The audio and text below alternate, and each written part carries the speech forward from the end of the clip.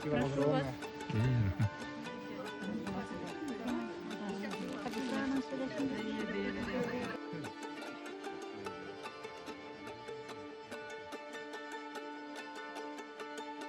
Маратьевгинское городище 10-13 века, и как многие болгарские комплексы, оно включало в себя как само городище, селище и кладбище, Маратьевгинское кладбище, два камня из которых сохранились на территории самого населенного пункта. Ну а мы с вами находимся на территории городища.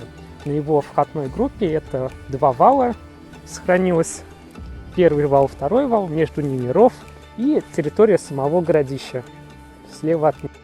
Размеры его не такие большие, как Джукитау и другие какие-то города Волжской Булгарии. 100 на 170 метров, площадь около 17 тысяч квадратных метров. И вот по периметру светлая вот эта трава, это как раз-таки остатки вала. То есть по всему периметру городища сохранился вал.